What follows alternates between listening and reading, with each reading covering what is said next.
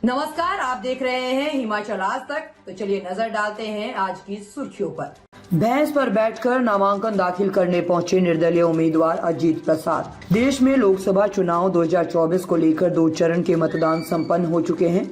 अब 7 मई को तीसरे चरण के लिए वोटिंग होगी। इस बीच कई लोकसभा सीटों से राजनीतिक पार्टियां अपने उम्मीदवारों के नामों की घोषणा कर रही है। प्रत्याशी बड़ी संख्या में अपने समर्थकों के साथ नामांकन पर्चा भरने जा रहे हैं, लेकिन इनमें से कुछ ने अपने प्रचार के लिए अनोखा तरीका भी निकाल लिया है। हाल ही में सोशल मीडिया पर 2 वीडियो सामने आए हैं, जिसे देखकर कुछ लोगों की हंसी छूट गई तो कुछ लोग हैरान रह गए। पश्चिम बंगाल में सैकड़ों समर्थक के साथ पुरुलिया से निर्दलीय उम्मीदवार अजीत प्रसाद महतो भैंस पर अपना नामांकन दाखिल करने पहुंचे, तो वहीं दूसरे वीडियो में हरियाणा के मुख्यमंत्री नायब सिंह सैनी ट्रैक्टर चलाकर रोहतक से भाजपा उम्मीदवार अरविंद शर्मा के नामांकन के लिए पहुंचे। पश्चिम बंगाल में चुनाव चाहे लोकसभा का हो या विधानसभा का, वहां पार्टियों के बीच हिंसात्मक घटनाएं सामने आती रहती है। ऐसे में पुरुलिया से निर्दलीय उम्मीदवार अजीत प्रसाद महतो के कारनामे ने बंगाल की गर्म राजनीतिक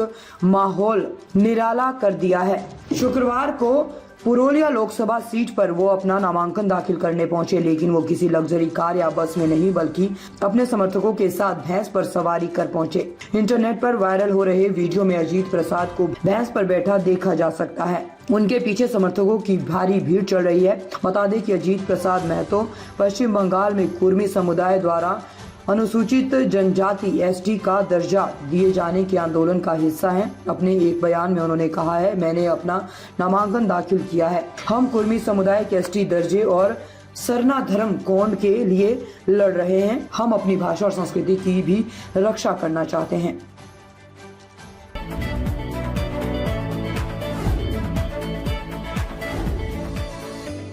राफ्टिंग के दौरान हीरो बनने लगा शख्स, अगले ही पल नानी याद आ गई। देश में कई ऐसी जगह है जहां राफ्टिंग का खूब क्रेज होता है। लोग दूर दूर से इन जगहों पर पहुंचते हैं और राफ्टिंग का लुत्फ उठाते हैं। इन्हीं जगहों में से एक है हरिद्वार से लगता ऋषिकेश। यहाँ सीजन आते ही राफ्टिंग के लिए सैलानियों की भीड़ जमा हो जाती है। राफ्टिंग के दौरान काफी एडवेंचर सा महसूस होता है, लेकिन इसी दौरान कुछ लोग हीरो बनने की कोशिश में कई गलतियां भी कर जाते हैं, फिर लेने के देने पड़ जाते हैं। इसी तरह का एक नज़ारा अभी सोशल मीडिया पर वायरल हो रहा है। इसमें शख्स टीम से अलग होकर तैराकी के मजे लेना चाह रहा था, लेकिन ये चीज उस पर बहुत भारी पड़ गई।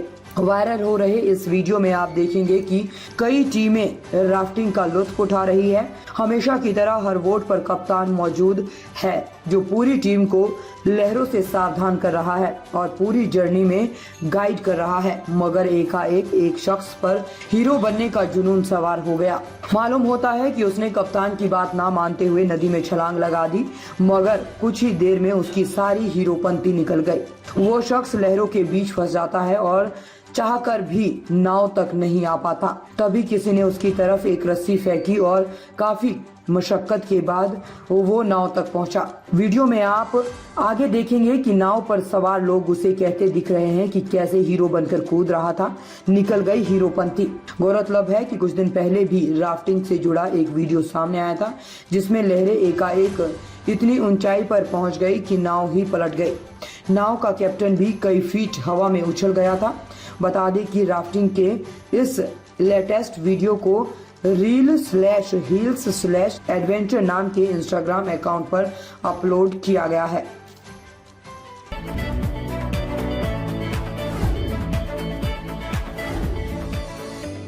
पद्मश्री दर्शनम मोगिलेया मजदूरी करते दिखे, बोले कर्नाटक सरकार से मिले 1 करोड़ खर्च, मानदेय मिलना भी बंद, दवाइयों का खर्चा 7,000 महीना।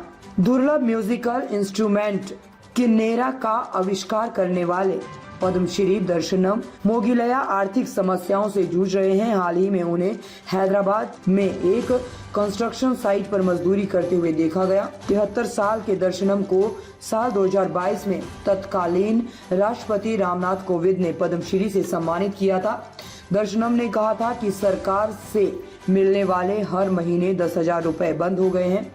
उनकी और उनके बेटे की दवाइयों का खर्चा ही 7,000 रुपए महीना है। परिवार की आर्थिक स्थिति को देखते हुए उन्होंने किन्नेरा बजाना छोड़ दिया है। रिपोर्ट्स के मुताबिक कर्नाटक सरकार ने भी उन्हें सम्मान के तौर पर 1 करोड़ रुपए दिए थे, जो उनके बच्चों की शादी और अन्य जरूरतों पर खर्च हो गए। कुछ दिन पहले उन्होंने हैदराबाद के बाहर एक प्लॉट खरीदा था।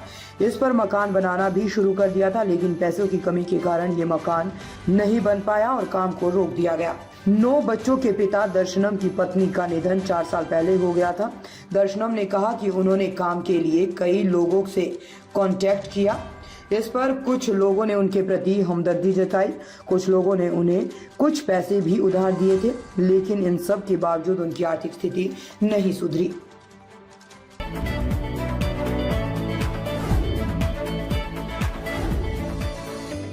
जुलाई अगस्त में अगले प्रोजेक्ट पर काम शुरू करेंगे शाहरुख खान। बोले, पिछले साल 3 फिल्मों में काफी मेहनत लगी, सोचा थोड़ा आराम कर लेता हूँ। सुपरस्टार शाहरुख खान ने पिछले साल पठान और जवान जैसी ब्लॉकबस्टर हिट फिल्में दी है। अब उन्होंने एक इंटरव्यू में अपने अपकमिंग प्रोजेक्ट पर बात की। आईपीएल मैच के दौरान हुए एक इंटरेक्शन में किंग खान ने बताया कि वो जुलाई या अगस्त से अपनी अगली फिल्म की शूटिंग शुरू कर सकते हैं। अपने शॉर्ट ब्रेक लेने के इस फैसले पर बात करते हुए शाहरुख खान ने कहा, मुझे महसूस हुआ था कि मैं थोड़ा आराम कर सकता हूँ। 3 फिल्में पठान, जवान और डंकी कर चुका हूँ। इसमें काफी मेहनत लगती है। ऐसे में मैंने सोचा कि अब मैं थोड़ा आराम कर सकता हूँ। मैंने अपनी आईपीएल टीम से भी कहा था कि मैं सभी मैचों में आऊँगा। शाहरुख खान ने बताया कि वो अगस्त या जुलाई में अपनी अगली फिल्म की शूटिंग शुरू कर सकते हैं।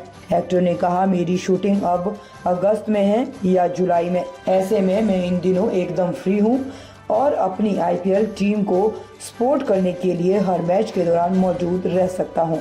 मैं यहाँ यानी ईडन गार्डन खुशी से आता हूँ। हालांकि एक्टर ने अभी तक ये क्लियर नहीं किया कि उनकी अगली फिल्म कौन सी है। चर्चा है कि वो पठान 2 की शूटिंग शुरू कर सकते हैं।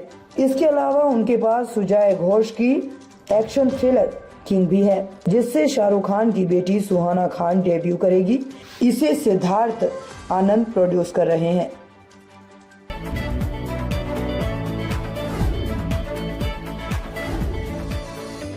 दीपेंद्र सिंह हुड्डा ने दाखिल किया नामांकन पत्र। रोहतक में पत्नी संग डाली यज्ञ में आहुति। पूर्व सीएम भूपेंद्र सिंह हुड्डा रहे मौजूद। हरियाणा में कांग्रेस के राज्यसभा सदस्य दीपेंद्र सिंह हुड्डा ने शनिवार को अपना नामांकन पत्र दाखिल कर दिया है। इससे पहले उन्होंने अपने आवास पर हवन पूजन करवाया, अपनी पत्नी के संग यज्ञ में आहुति डाली। वहीं इस दौरान उनके पिता पूर्व मुख्यमंत्री भूपेंद्र सिंह हुड्डा और माता आशा हुड्डा भी मौजूद रही। इसके बाद वह रोहतक लोकसभा सीट पर अपना नामांकन पत्र दाखिल करेंगे। इस दौरान कांग्रेस कार्यकर्ताओं की जनसभा भी होगी।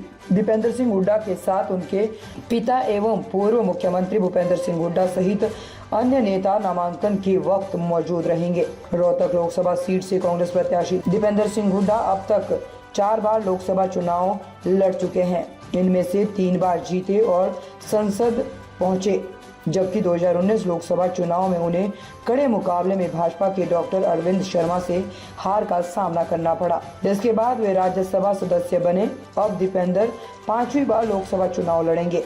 रोहतक लोकसभा के लिए शुक्रवार तक कुल 14 नामांकन पत्र दाखिल किए गए हैं। रोहतक लोकसभा के रिटर्निंग अधिकारी अजय कुमार ने बताया कि रोहतक लोकसभा सीट के लिए 11 उम्मीदवारों ने 14 नामांकन पत्र दाखिल किए हैं। छठे चरण के चुनाव कार्यक्रम के तहत 6 मई तक नामांकन पत्र दाखिल किए जा सकेंगे। भाजपा के अरविंद शर्मा भी नामांकन पत्र जमा कर चुके हैं। देश दुनिया की खबरों को देखने के लिए जुड़े रहे हिमाचल आज तक के साथ।